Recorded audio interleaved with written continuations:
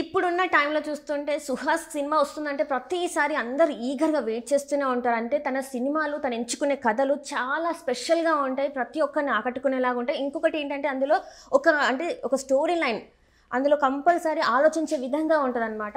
So ఇప్పుడు కూడా సుహాస్ గారు మళ్ళీ ఒక కొత్త సినిమాతో వచ్చారు, అదే అంబాజీపేట మ్యారేజ్ బ్యాండ్. సో ఈ సినిమా గురించి చెప్పడానికి మనతో పాటు ఉన్నారు ప్రముఖ సినీ క్రిటిక్ యజ్ఞమూర్తి గారు. నమస్కారం సార్. నమస్తే అమ్మా. సార్ ఇప్పుడు చూస్తుంటే సుహాస్ గారు మళ్ళీ ఒక సినిమాని అయితే వచ్చారు. సో ఈ సినిమా కూడా ఫస్ట్ నుంచి కూడా సుహాస్ తీస్తున్నాడు అంటే కథపరంగా చాలా ఉంటుంది, ఏదో ఒకటి ఉంటుంది, ఇంపార్టెన్స్ ఉంటుంది కాబట్టి తను ఇలాంటి స్టోరీస్ తీసుకుంటారు. సో ఈ సినిమా గురించి చాలామంది వెయిట్ చేస్తున్నారు. సో నిన్నైతే ప్రీమియర్స్ పడ్డాయి. సో ఈ సినిమా అసలు ఎలా ఉంది సార్? స్టోరీ కానీ ఏది కానీ మ్యూజిక్ కానీ ఆయన యాక్టింగ్ కానీ ఎలా ఉంది సార్? సుహాస్ అంటే మొట్టమొదట మనకి తెలుసు, అతను ఇదివరకు కలర్ ఫోటో, ఆ తర్వాత రీసెంట్గా రైటర్ పద్మభూషణ్, ఈ రెండు సినిమాలు చూసిన తర్వాత ఆ రెండు సినిమాలను కూడా ప్రేక్షకులు ఆదరించారు. పైగా వాటి యొక్క కంటెంట్ చూస్తే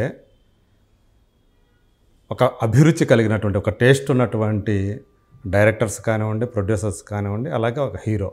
సో అతను అలాంటి ఒక టేస్ట్ఫుల్ సబ్జెక్ట్ని ఎంచుకుంటూ వస్తున్నాడు. సో తను ఒక సినిమాలో హీరోగా చేస్తున్నాడంటే ఖచ్చితంగా కంటెంట్ స్ట్రాంగ్గా ఉంటుంది అనే పేరైతే వచ్చింది. సో ఇప్పుడు అంబాజీపేట మ్యారేజ్ బ్యాండ్ టైటిల్ చూస్తేనే ఇంట్రెస్టింగ్గా అనిపిస్తూ ఉంది. సో అంబాజీపేట అనే ఒక గోదావరి జిల్లాలకు సంబంధించినటువంటి ఒక ఏరియా, అమలాపురం దగ్గరలో ఉండేటువంటి ఏరియా. సో దాన్ని బ్యాక్డ్రాప్గా తీసుకొని ఈ సినిమాని దుష్యంత్ కటికనేనని చెప్పి ఒక కొత్త దర్శకుడు, సో అతను ఈ సినిమాని తీశాడు. అతను కూడా అదే ఆ ప్రాంతానికి సంబంధించిన వ్యక్తి. సో తనకి అంటే తను చూసినటువంటి సంఘటనల్ని బేస్ చేసుకొని స్టార్టింగ్లోనే ఇది యథార్థ సంఘటనలతో రూపొందించిన సినిమా అని చెప్పేసి వేశారు. సో అలా అతను చూసినటువంటి సంఘటనలు బేస్ చేసుకొని ఈ కథని అల్లుకున్నాడు అనమాట. సో సినిమా చూస్తే ఇది ఇద్దరు కవల పిల్లల కథ. 5 నిమిషాల తేడాతో పుట్టినటువంటి శరణ్య, అంటే ఆ క్యారెక్టర్ పేరు పద్మ, శరణ్య వేశారు. శరణ్యం మనకు తెలుసు, ఫిదాలో సాయి పల్లవి అక్కగా చేసిన అమ్మాయి. ఈ మధ్యకాలంలో మంచి మంచి పాత్రలు చేస్తూ వస్తున్నారు ఆమె. మార్టిన్ లూథర్ కింగ్లో హీరోయిన్ క్యారెక్టర్గా కూడా చేశారు ఆమె. సో ఆమె అక్క అయితే తమ్ముడు, సో మళ్ళీ ఆ క్యారెక్టర్ని సుహాస్ చేశాడు. సో ఫస్ట్ చూస్తే మనకి ఫస్ట్ హాఫ్ ఎక్కువగా కూడా హీరోయిన్ల మధ్య, హీరోయిన్ వచ్చి అమ్మాయి క్యారెక్టర్ పేరు లక్ష్మి, కొత్త అమ్మాయి శివాని నాగరం అని చెప్పేసి ఆ అమ్మాయి చేసిన తెలుగు అమ్మాయి. సో వీళ్ళిద్దరి యొక్క లవ్ స్టోరీగా కనిపిస్తుంది. కానీ ఇంటర్వెల్ దగ్గరకు వచ్చేటప్పటికి అది అక్కా తమ్ముళ్ళ కథలాగా మారిపోతుంది. ప్రేమ కథ కాస్త అక్క యొక్క ఆత్మాభిమాన కథగా మారుతుంది అన్నమాట. సో ఆ అక్కకి ఎందుకు ఆత్మాభిమానం దెబ్బతింది. సో ఆ ఊరి మోతుబరి ఎవరైతే ఉన్నాడో భూస్వామి, అతను వెంకట్, అతని క్యారెక్టర్ పేరు. సో ఆ క్యారెక్టర్ని మలయాళీ యాక్టర్ చేశాడు, నితిన్ ప్రసన్న అని చెప్పేసి. సో మనకి వచ్చాడు, అది కొత్త అతని కింద లెక్క. సో అతను అంటే కుల అహంకారంతో, అట్లాగే ఊళ్ళో వాళ్ళందరికీ అప్పులు ఇచ్చేసి వాళ్ళ దగ్గర నుంచి 7 రూపాయల వడ్డీలు, 10 రూపాయల వడ్డీలు లాగేటటువంటి వ్యక్తి అనమాట. సో అతని ఎలా ఈ కుటుంబాన్ని మీద అంటే అణిగిమణిగి తనకి అందరూ ఉండాలి అని చెప్పేసి అతని మనస్తత్వం, ఆ అమ్మాయి ఆత్మాభిమానాన్ని ఎలా దెబ్బతీసింది, ఆ అమ్మాయిని అతను ఎందుకు అవమానించాడు. సో ఆ అవమానం తట్టుకోలేక ఆమె ఏం చేసింది, ఏం పోరాటం చేసింది, ఆ పోరాటానికి తమ్ముడు మళ్ళీ ఎలా సహకరించాడు, ఎలా స్పందించాడు, అక్క జరిగిన అన్యాయానికి అతను ఎలా బదులు తీర్చుకున్నాడు అనేది కథ అన్నమాట, ప్రధానమైనటువంటి కథ. అంటే ఇక్కడ చూస్తున్నట్టయితే సుహాస్ గారు తీసుకున్న స్టోరీస్ కూడా ఎప్పుడు కూడా యూనిక్గా ఉంటాయి. అంటే ప్రతిసారి కూడా ఒక హీరోగా 4 ఫైట్లు చేసేసి 4 డైలాగులు చెప్పడం కాకుండా అందులో సెంటిమెంట్ ఉంటుంది, లవ్ ఉంటుంది, రివెంజ్ ఉంటుంది. మనం ఇంతకుముందు కూడా చూసాం హిట్ 2లో చూసుకుంటే ఒకలాంటి నెగిటివ్ షేడ్ ఉన్న క్యారెక్టర్ చేశాడు. ఒకలాంటి అందులో నెగిటివ్ రోల్. సో ఇట్లా తను ఎంపిక చేసుకునే ప్రతి ఒక్క క్యారెక్టర్ కూడా యూనిక్గా ఉంటుంది. సో ఈ సినిమాలో కూడా అంటే మీరు అన్నారు ఇందాక ట్రూ ఈవెంట్స్ మీద బేస్డ్ ఫేస్ అయి ఉంది అని చెప్పేసి. సో ఇంకా అందులో ఆయన మామూలుగానే మంచి యాక్టర్, సో మంచిగా ఎమోషనల్ పండించి ఉండొచ్చు. సో డైరెక్టర్ విషయానికి వస్తే సార్, ఈ డైరెక్టర్ అంటే ఇంతకుముందు సినిమాలు అయితే మనం చూడలేదు, ఇదే తన ఫస్ట్ ఫిల్మ్. అంటే ఎట్లా ఉన్నాయి సార్, తన డైరెక్షన్ ఎలా ఉంది అసలు ఈ సినిమాది? అతను ఆ కథ అల్లుకున్న విధానం కానివ్వండి, అంటే ఒక మ్యారేజ్ బ్యాండ్ని తీసుకున్నాడు. సో ఆ మ్యారేజ్ బ్యాండ్ ఊళ్ళలో మనకు తెలుసు కదా. సో ఏదైనా కార్యక్రమం వచ్చిందంటే, పెళ్ళిళ్ళు కానీ ఇంకోటి కానీ వచ్చిన శుభకార్యాలు వచ్చినా కానీ, ఆ శుభకార్యాలు కానీ మేళతాళాలు అనేవి, మనకు మేళాలు అనేవి కంపల్సరీగా ఉండేటువంటి వ్యవహారం. సో అట్లా ఒక మ్యారేజ్ బ్యాండ్ని, దాని పేరే అంబాజీపేట మ్యారేజ్ బ్యాండ్, దానిని నిర్వహించే ఒక గ్రూపు. ఆ గ్రూప్లో మెంబర్గా మనకి సుహాస్ క్యారెక్టర్ కనిపిస్తుంది. సో వాళ్ళ అక్కయ్య టీచర్. ఆ టీచర్ని ఈ మోతుబరి ఎవరైతే ఉన్నాడో భూస్వామి ఎవరైతే వెంకటో, అతని వల్లే ఆమెకు ఉద్యోగం వచ్చింది అని చెప్పి, వాళ్ళిద్దరి మధ్య అక్రమ సంబంధం ఉంది, అందు గురించే ఆమెకు ఆ ఉద్యోగం వచ్చిందనే ప్రచారాన్ని వీళ్ళే చేస్తారనమాట. సో దాని మీద ఆమె పోరాటం చేస్తుంది. దాని మీదే ఆమె అతని గురించి ఎవరైతే ఆ వెంకట అనే అతను ఉన్నాడో, సో అందరినీ కూడా సప్రెస్ చేస్తూ ఊళ్ళో వాళ్ళందరినీ కూడా అణిగిమణిగి ఉండాలని ప్రయత్నం చేస్తాడో, అతని వల్లే ఆమె చాలా అవమానం ఎదుర్కొంటుంది. ఈ సీన్లన్నిటినీ కూడా అతను తీసిన విధానం ఏదైతే ఉందో అవి బాగా ఆకట్టుకుంటాయి. ఈవెన్ ఫస్ట్ హాఫ్లో హీరోల మధ్య ఆ లవ్ ట్రాక్కి హెయిర్ సెలూన్ని ఉపయోగించుకున్న విధానం కూడా చాలా ముచ్చటగా అనిపిస్తుంది. అంటే సాధారణంగా హెయిర్ సెలూన్లు మంగళవారం రోజు క్లోజ్ చేస్తారు. సో ఆ క్లోజ్ అయినటువంటి ఆ రోజే వీళ్ళిద్దరూ ఆ సెలూన్ తెరిచి లోపల, బయట ఏమో క్లోజ్ అవుతుంది. లోపల ఉండి వాళ్ళిద్దరి మధ్య క్యూట్గా ఉంటుంది. మళ్ళీ అక్కడ కూడా ఎక్కడ కూడా అసభ్యతకు అశ్లీలతకు తావు లేకుండా వాళ్ళిద్దరి మధ్య ఆ ప్రేమ సన్నివేశాన్ని కూడా ఎక్కువగా డైలాగ్స్ రూపంలో, సో ఎలా ఉంటుంది, కొత్తగా ప్రేమలో పడిన వాళ్ళు ఎలా ఉంటారు, వాళ్ళ మధ్య ఆ బంధం ఎలా ఉంటుంది, సో ఆ రొమాన్స్ ఎలా ఉంటుంది అనే దాన్ని కూడా చాలా క్యూట్గా అతను చూపించాడు. సో ఆ విషయంలో డైరెక్టర్ని అప్రిషియేట్ చేయాలి.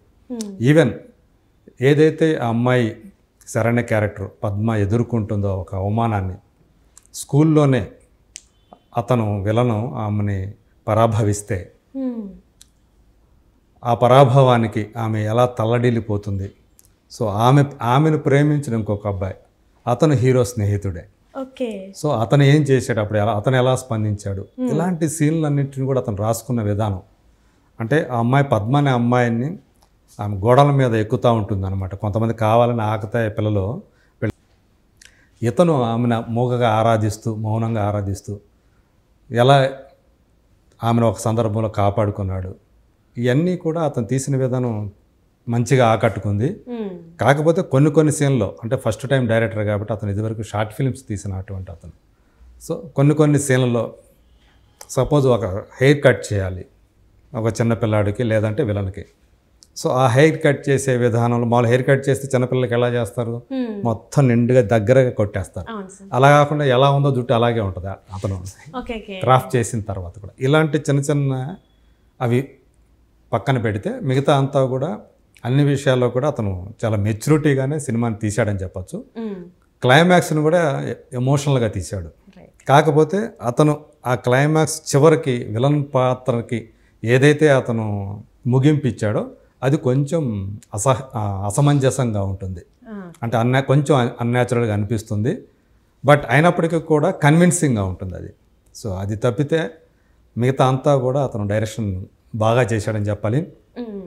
మళ్ళీ ఒక తెలుగు చిత్రసీమకి మంచి దర్శకుడు దొరికాడు అనే నమ్మకాన్ని, అనే అభిప్రాయాన్ని అతను కలిగించాడు.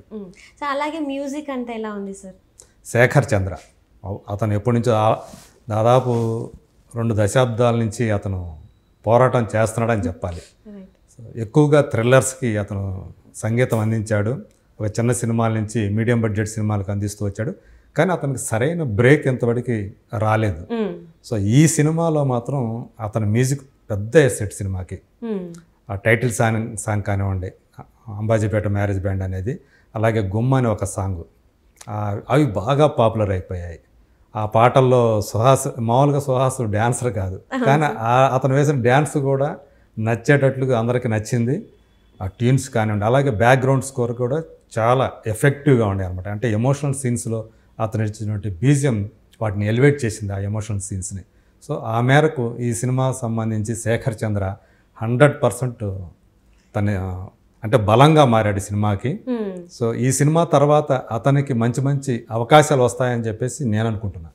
లైక్ అట్లనే టెక్నికల్గా ఎలా ఉంది సార్, అంటే టెక్నికల్ వాల్యూస్ ఎలా ఉన్నాయి సార్ సినిమాకి? వాజిద్ బేగ్ అని చెప్పేసి అతను ఈ సినిమాకి సినిమాటోగ్రఫీ అందించాడు.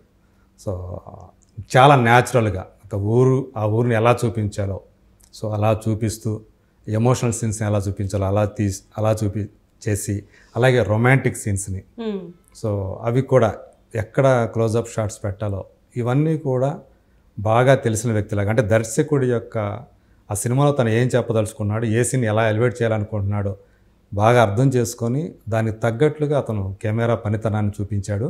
సో ఆ రకంగా సినిమాటోగ్రఫీ కూడా ఈ సినిమాకి ఒక ప్లస్ అయింది. సో ఎడిటింగ్ కూడా చెప్పాలంటే ఇది 2 గంటల 12 నిమిషాలు, అంటే 132 మినిట్స్. సో అంత క్రిస్ప్గానే ఉంది. సో ఆ ఎడిటింగ్ కూడా పాస్ అయిపోయింది ఈ సినిమాలో. సో అట్లాగే ఆర్ట్ వర్క్ కూడా బాగానే ఉంది. ప్రొడక్షన్ వాల్యూస్ కూడా ఒప్పుకోవాలి మనం. అంటే ఈ సినిమాకి ఎంతవరకు అవసరమైతే ఆ మేరకు ఆ ప్రొడ్యూసర్స్ కూడా ధీరజ్ ముగిల్ అని తను కూడా ఖర్చు పెట్టాడు. గీతా ఆర్ట్స్ వంటి బ్యానర్ సపోర్ట్, అల్లు అరవింద్ దీనికి బ్యాక్ బోన్గా ఉన్నాడు. అలాగే బన్నీవాస్ ఒక ప్రెజెంటర్. సో వెంకటేష్ మహా మనకు తెలుసు. అవును సార్. సుహాస్ని డైరెక్టర్ దుష్యంత్ కటికని కలిపింది కూడా అతనే. కథ ఫస్ట్ విని నచ్చి సో ఇదంతా కూడా ధీరజ్ మొగిలిన దగ్గరికి వెళ్ళటం, ఇదంతా కూడా ఈ గీతా ఆర్ట్స్ వాళ్ళు దీనికి బ్యాకింగ్ రావటం, ఇదంతా కూడా వెంకటేష్ మహా చేసినటువంటి పని అనమాట. సో అతను కూడా దీనికి ఒక ప్రెజెంటర్గా ఉన్నాడు. Right sir. ఇందులో అంటే పాజిటివ్స్ అండ్ నెగిటివ్స్ అంటే ఏం చెప్తారు సార్ మీరు? నెగిటివ్స్ అంటే తక్కువే ఉంటాయి. సో పాజిటివ్ అన్నీ కూడా అక్క తమ్ముళ్ళ యొక్క క్యారెక్టర్ని అతను ఏదైతే డిజైన్ చేశాడో డైరెక్టర్, అది ఈ సినిమాకి అతిపెద్ద ప్లస్ పాయింట్ అని చెప్పాలి. సో అందులో శరణ్య పర్ఫార్మెన్స్ టాప్ క్లాస్గా, పద్మ అనే క్యారెక్టర్ని టాప్ క్లాస్గా పర్ఫామ్ చేసింది.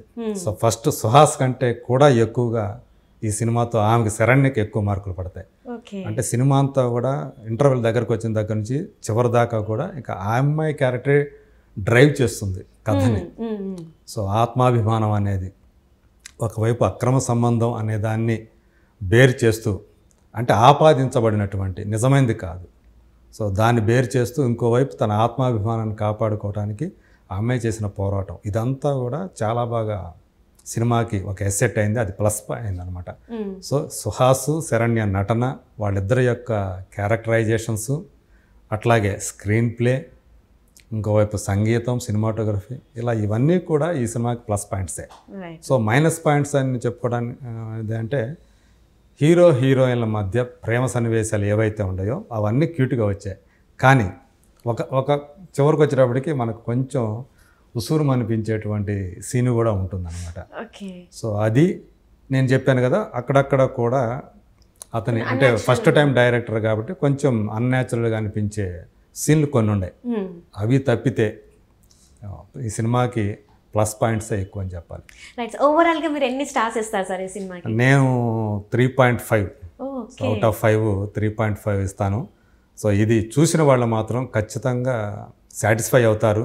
సో ఒక మంచి సినిమా చూసాము, అలాగే చాలా మంచి పర్ఫార్మెన్స్ మనం స్క్రీన్ మీద చూసాము అనే ఒక తృప్తిని వచ్చిన సినిమాలకి చాలా అంటే వెరైటీ సబ్జెక్ట్ అంటారా సార్ ఇప్పుడున్న? మనం అంటే ఇలాంటి కొత్త సబ్జెక్ట్ ఏం కాదు, కానీ ఆ విలేజ్ బ్యాక్డ్రాపు, సో అక్కా తమ్ముళ్ళ యొక్క అనుబంధం, ఆత్మాభిమానం అనే ఒక పాయింట్.